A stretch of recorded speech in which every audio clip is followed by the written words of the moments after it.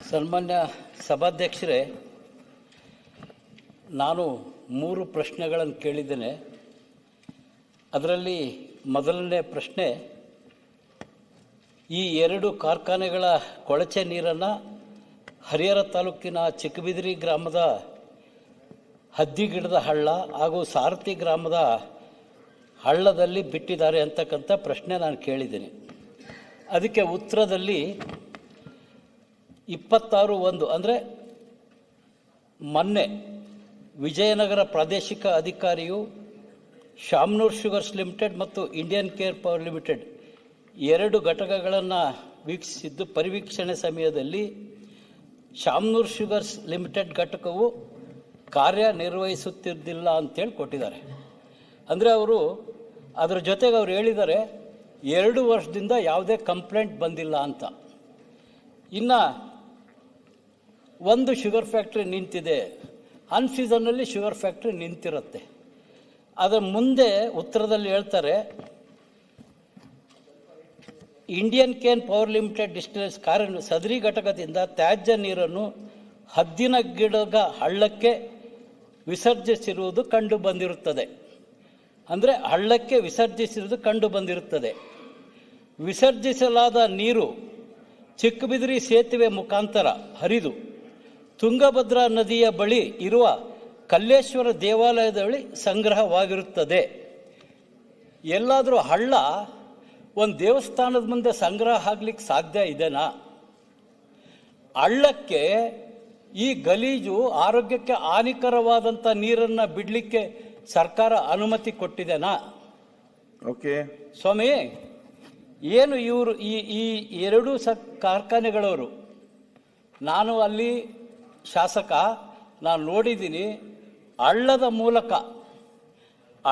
ಮೂಲಕ ಅವರ ಎಲ್ಲ ನೀರನ್ನು, ಗಲೀಜು ನೀರನ್ನು, ಅದು ಬಹಳ ಮನುಷ್ಯನಿಗೆ ತೊಂದರೆ ಕೊಡ್ತಕ್ಕಂಥ ನೀರನ್ನು ಹಳ್ಳದ ಮೂಲಕ, ಒಂದು ನಿಮಿಷ, ಹಳ್ಳದ ಮೂಲಕ ತೆಗೆದುಕೊಂಡು ಹೋಗಿ ಪೈಪ್ಲೈನ್ ಹಾಕಿ ತುಂಗಭದ್ರಾ ನದಿಗೆ ಪೈಪ್ಲೈನ್ ಹಾಕಿ ಯಾರಿಗೂ ಕಾಣದ ರೀತಿಯಲ್ಲಿ ಮಧ್ಯದಲ್ಲಿ ಈ ಗಲೀಜು ನೀರನ್ನು ಬಿಟ್ಟಿದ್ದಾರೆ.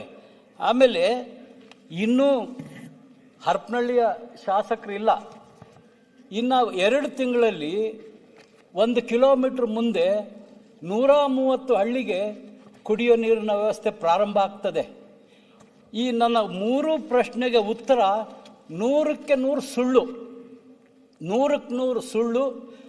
ಜನರ ಜೀವನದ ಬಗ್ಗೆ ಚೆಲ್ಲಾಟ ಆಡ್ತಾ ಇದ್ದಾರೆ. ಈ ಪೊಲ್ಯೂಷನ್ ಕಂಟ್ರೋಲ್ ಬೋರ್ಡು ಅಥವಾ ಪೊಲ್ಯೂಷನ್ ಬೋರ್ಡ್ ಅಂತಕ್ಕಂಥದ್ದು ನನಗೆ ಅರ್ಥ ಆಗ್ತಾ ಇಲ್ಲ. ನಾನು ಈ ಒಂದು ಕಂಪನಿಯವರ ವಿರುದ್ಧ ಸದನದ 2 ವರ್ಷಗಳಿಂದ ಪ್ರಶ್ನೆ ಕೇಳ್ತಾ ಇದ್ದೀನಿ. ಪ್ರತಿ ಸಂದರ್ಭದಲ್ಲಿ ಸುಳ್ಳು ಉತ್ತರಗಳನ್ನು ಕೊಡ್ತಕ್ಕಂಥದ್ದು. ನಿಜವಾಗ್ಲೂ ಪ್ರಶ್ನೆ ಕೇಳಬೇಕೋ ಬೇಡೋ, ಸರ್ಕಾರ ಇದೆಯೋ ಇಲ್ವೋ, ಅಧಿಕಾರಿಗಳು ಯಾವ ಸ್ವಾಮಿ, ಅಧಿಕಾರಿಗಳು ಯಾವ ಮಟ್ಟಕ್ಕೆ ಹೋಗಿದ್ದಾರೆ? ಆಯ್ತು, ನೀವು ಪ್ರಶ್ನೆ ಕೇಳಿ, ನೀವು ಭಾಷಣ ಅಲ್ಲ ಸ್ವಾಮಿ, ಭಾಷಣ ಅಂತಿರಲ್ಲ. ಬಡವರ ರೈತರ ಜೀವ ಈ ರೀತಿ ತಪ್ಪು ಉತ್ತರವನ್ನ ಸದನಕ್ಕೆ ಕೊಡ್ತಾರೆ. ಅಧಿಕಾರಿಗಳು ಯಾವ ಮಟ್ಟಕ್ಕೆ ಹೋಗಿದ್ದಾರೆ? ಅದನ್ನು ಕೇಳಿ. ಆ ಸದನಕ್ಕೆ ಗೌರವ ಇದೇನೋ ಇಲ್ಲೋ ಅಂತ ಒಂದ್ ಸೆಕೆಂಡ್ ಮಂತ್ರಿಗಳು.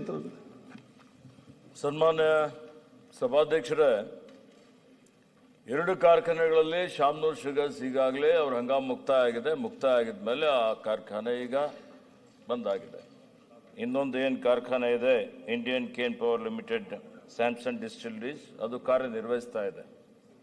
2 ವರ್ಷದಿಂದ ಲಿಖಿತವಾಗಿ ಯಾವುದೇ ದೂರು ಇವತ್ತು ಮಾಲಿನ್ಯ ನಿಯಂತ್ರಣ ಮಂಡಳಿಗೆ ಬಂದಿಲ್ಲ, ಅದಕ್ಕೆ ಬಂದಿಲ್ಲ ಅಂತ ಉತ್ತರ ಕೊಟ್ಟಿದ್ದಾರೆ. ಈಗ ಮಾನ್ಯ ಸದಸ್ಯರು ಏನು ಈಗ ನಮ್ಮ ಗಮನಕ್ಕೆ ತಂದಿದ್ದಾರೆ, ತ್ಯಾಜ್ಯ ನೀರು ಇವತ್ತು ಹಳ್ಳಕ್ಕೆ ಹೋಗಿ ನದಿಗೆ ಬಿಡ್ತಾ ಇದ್ದಾರೆ ಅನ್ನುವಂಥದ್ದು. ನಮ್ಮ ಅಧಿಕಾರಿಗಳು 26ನೇ ಜನವರಿಗೆ ಹೋಗಿ ತಪಾಸಣೆ ಮಾಡಿದ್ದಾರೆ.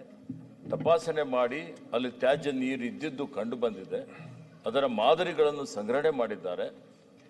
ಅದರ ಮಾದರಿ ಸಂಗ್ರಹಣೆ ಮಾಡಿ ಅಲ್ಲೇ ದಾವಣಗೆರೆಯಲ್ಲಿರುವಂಥ ನಮ್ಮ ಪ್ರಯೋಗಾಲಯಕ್ಕೆ ಕೊಟ್ಟಿದ್ದಾರೆ. ಪ್ರಯೋಗಾಲಯದಲ್ಲಿ ವಿಶ್ಲೇಷಣೆ ನಡೀತಾ ಇದೆ. ಅದು 1 ವಾರ ಬೇಕು ಅದರ ವರದಿ ಬರಲಿಕ್ಕೆ. ಅಲ್ಲಿವರೆಗೆ ಆ ಕಾರ್ಖಾನೆಗೆ ನಿರ್ಬಂಧನ ನೋಟಿಸ್ ಕೊಟ್ಟಿದ್ದಾರೆ. ಆ ನಿರ್ಬಂಧನ ನೋಟಿಸ್ ಕೊಟ್ಟಿದ ಮೇಲೆ ತ್ಯಾಜ್ಯ ನೀರು ಬಿಟ್ಟರೆ ಜಲ ಕಾಯ್ದೆ ಅಡಿಯಲ್ಲಿ ಅವ್ರ ಮೇಲೆ ಕ್ರಮ ತೆಗೆದುಕೊಳ್ಳಲಾಗುವುದು.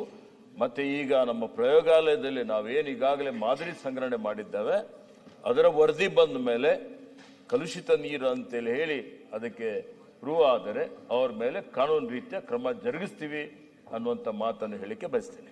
ಸುರೇಶ್ ಕುಮಾರ್ 6ನೇ ತಾರೀಕು ಸ್ಥಳ ಪರಿಶೀಲನೆ ಮಾಡಿದೆ ಅಂತಾರೆ. ಗೂಗಲ್ ಫೋಟೋಸ್ ಈಗ ಈ 1 ಗಂಟೆ ಕೆಳಗಡೆ ಗೂಗಲ್ ಫೋಟೋ ತರಿಸಿದ್ದೀನಿ, ಎಲ್ಲ ಸುಳ್ಳು ಉತ್ತರ. ಈ ಗೂಗಲ್ ಫೋಟೋಸ್ ತಪ್ಪಾದರೆ ನಾನು ನನ್ನ ರಾಜಕೀಯ ಇದಕ್ಕೆ ರಾಜೀನಾಮೆ ಕೊಡ್ತೀನಿ. ಬೇಡ ಹಾಗೆ ಮಾಡುದು. ಇಂಥ ಅನ್ಯಾಯ ಮಾಡಬಾರ್ದು ಸ್ವಾಮಿ, ಈಗ ಇಂಥ ಅನ್ಯಾಯ ಕೆಲಸ ಮಾಡಬಾರ್ದು. ಈ ಕಾರ್ಖಾನೆಗಳ ವಿರುದ್ಧ 2 ವರ್ಷದಿಂದ ಒಂದು ಉತ್ತರ ಕೊಟ್ಟಿಲ್ಲ, ಆಯ್ತು, ಒಂದು ಸರಿಯಾದ ಉತ್ತರ ಕೊಟ್ಟಿಲ್ಲ. ಸುರೇಶ್ ಕುಮಾರ್ ಮಾತಾಡೋದು ಕೇಳಿ. GPS ಫೋಟೋ ಬೇಕಾದ್ರೆ ಕಳಿಸ್ತೀನಿ, ಕೊಡಪ್ಪ ಬಾರಪ್ಪ.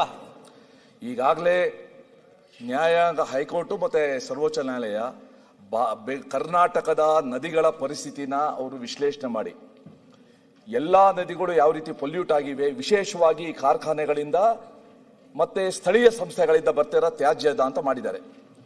ಇದು ಒಂದೇ ಸಮಸ್ಯೆ ಸಭಾಧ್ಯಕ್ಷರೇ, ನಾವೆಲ್ಲರೂ ಕೂಡ ನಮ್ಮ ಮಕ್ಕಳು ನಮ್ಮ ಮೊಮ್ಮಕ್ಕಳ ಬಗ್ಗೆ ಯೋಚನೆ ಮಾಡ್ತೀವಿ ಹೊರತು ಸಮಾಜದ ಮಕ್ಕಳು ಸಮಾಜದ ಮೊಮ್ಮಕ್ಕಳ ಬಗ್ಗೆ ಯೋಚನೆ ಮಾಡ್ತಾ ಇಲ್ಲ. ಮುಂದಿನ ಪೀಳಿಗೆಗೆ ನದಿ ಅನ್ನೋದನ್ನ ನಾವು ಫೋಟೋದಲ್ಲಿ ತೋರಿಸ್ತೀವ, ನಾವೆಲ್ಲ ನದಿ ಸ್ನಾನ ಮಾಡ್ತಾ ಇದ್ದವರು. ಸೊ ಅದಕ್ಕೋಸ್ಕರ pollution control board has a ಓನಸ್, ಅವ್ರಿಗೊಂದು ಜವಾಬ್ದಾರಿ ಇದೆ.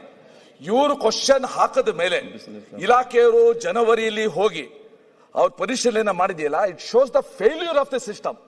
ಯಾವ್ಯಾವ ಇಲಾಖೆ ತಮ್ಮ ಜವಾಬ್ದಾರಿ ಮಾಡಬೇಕೋ ಅದು ಮಾಡದೇ ಇರೋದನ್ನ ತೋರಿಸುತ್ತೆ. ನಾನು ಸನ್ಮಾನ್ಯ ಸಚಿವರಿಗೆ ಹೇಳ್ತೀನಿ, ಇದ್ರ ಬಗ್ಗೆ ವಿಶೇಷವಾದ ಕಾಳಜಿಗಳು, ನಮ್ಮ ಮುಂದಿನ ಪೀಳಿಗೆಗೆ ಹೋಗೋ ನದಿಗಳಿರ್ಬೇಕು, ಶುದ್ಧವಾದ ನೀರು ಪೀಳಿಗೆ ಇರಬೇಕು, ದಯವಿಟ್ಟು ಕ್ರಮ ತಗೊಳ್ಳಿ. ಮತ್ತೆ ಅವ್ರು ಏನ್ ಹೇಳ್ತಾ ಇದಾರೆ, ಸುಳ್ಳು ಉತ್ತರ ಕೊಡ್ತಾ ಇದಾರೆ ಅಂತ. ದಯವಿಟ್ಟು ಸಭಾಧ್ಯಕ್ಷರಿಗೆ ಹೇಳ್ತೀನಿ, ಮುಖ್ಯ ಕಾರ್ಯದರ್ಶಿಗಳ ನೇತೃತ್ವದಲ್ಲಿ ಒಂದು ಸಮಿತಿ ಹೋಗಿ ಅದನ್ನ ಪರಿಶೀಲನೆ ಮಾಡಲಿ. ಸನ್ಮಾನ್ಯ ಸಭಾಧ್ಯಕ್ಷರೇ, ಶಾಸಕರು ಗೂಗಲ್ ಮುಖಾಂತರ ಕೆಲವೊಂದು ಚಿತ್ರಗಳನ್ನು ಕಳಿಸಿಕೊಟ್ಟಿದ್ದಾರೆ. ಒಂದು ವೇಳೆ ನಮ್ಮ ಅಧಿಕಾರಿಗಳು ಸುಳ್ಳು ಉತ್ತರ ಕೊಟ್ಟರೆ ಅವ್ರ ಮೇಲೆ ಶಿಸ್ತು ಕ್ರಮ ಜರುಗಿಸಲಾಗುವುದು. ಕಂಟಿನ್ಯೂಸ್ ಮಾನಿಟರಿಂಗ್ ಸಿಸ್ಟಮ್ ಅಲ್ಲಿ ಇದೆ. ವರದಿ ಬಂದ ಮೇಲೆ ಇವತ್ತು ಕಾನೂನು ರೀತಿಯ ಕ್ರಮ ಜರುಗಿಸ್ತೀವಿ. ತಮ್ಮ SD 1 ನಿಮಿಷ ಸಭಾಧ್ಯಕ್ಷರೇ, ಭಾನುವಾರ ರಜಾ ಇದೆ, ನಾನು ಹೋಗ್ತೀನಿ, ಅವ್ರ ಅಧಿಕಾರಿಗಳನ್ನ ಕಳಿಸ್ತೀನಿ. ಭಾನುವಾರ ಅದನ್ನು ನಾನು ಅವ್ರ ಜೊತೆನೆ ಪರಿಶೀಲನೆ, ಯಾಕೆಂದ್ರೆ ನಂಬಿಕೆ ಕಳ್ಕೊಂಡ್ಬಿಟ್ಟಿದೀವಿ ಸಚಿವರೇ. ನಮ್ಮ ಜಿಲ್ಲೆ ವಿಜಯನಗರದ ಜಿಲ್ಲೆಯ ಎಲ್ಲ ಅಧಿಕಾರಿಗಳು ಅವ್ರ ಕೈಗೊಂಬೆಯಾಗಿ ಆಡ್ತಾ ಇದ್ದಾರೆ. 2 ವರ್ಷದಿಂದ ನನಗೆ ಉತ್ತರ ಸಿಗ್ತಾ ಇಲ್ಲ. ಸಣ್ಣ ವಿಚಾರ ಅಲ್ಲ ಸ್ವಾಮಿ.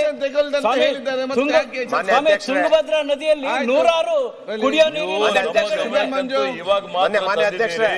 ಇದಕ್ಕಿಂತ ಮುಂಚಿತವಾಗಿ ಯಾವುದೇ ರೀತಿಯಲ್ಲಿ ನಿಮ್ಮ ಪ್ರಶ್ನೆಗಳು ಬಂದಂತದ್ದು ಅಥವಾ ವಿಷಯ ಪ್ರಸ್ತಾಪನೆ ಮಾಡಿದ್ದು ನನ್ನ ಗಮನಕ್ಕೆ ಇಲ್ಲ. ಪ್ರಥಮ ಬಾರಿಗೆ ತಂದಿದ್ದೀರಿ, ಉತ್ತರವನ್ನು ಕೊಟ್ಟಿದ್ದೇವೆ. ಉತ್ತರ ಎಲ್ಲ ಕೇಳಿ, ಸುಳ್ಳು. ನೀವು ಹೇಳ್ತಾ ಇದ್ದೀರಿ ಸುಳ್ಳು ಕೊಟ್ಟಿದ್ದಾರೆ ಅಂತೆ. ಸುಳ್ಳು ಕೊಟ್ಟಿದ್ದು ಏನಾದರೂ ಸಿದ್ಧ ಆದರೆ ಈಗಾಗಲೇ ಹೇಳಿದ್ದೇನೆ, ಫ್ಲೋರ್ ಹೌಸ್ ಅಲ್ಲಿ ಅಂತ ಅಧಿಕಾರಿಗಳ ಮೇಲೆ ಕ್ರಮ ತಗೊಳ್ತೀವಿ ಅಂತ ಹೇಳಿದ್ದೇನೆ. ತ್ಯಾಜ್ಯ ನೀರು ಯಾವುದೇ ಕಾರಣಕ್ಕೂ ಹಳ್ಳಗಳಿಗೆ ನದಿಗಳಿಗೆ ಬರಬಾರ್ದು ಅಂತ ಹೇಳಿ ನಿರ್ಬಂಧನ ಹಾಕಿದ್ದೇವೆ.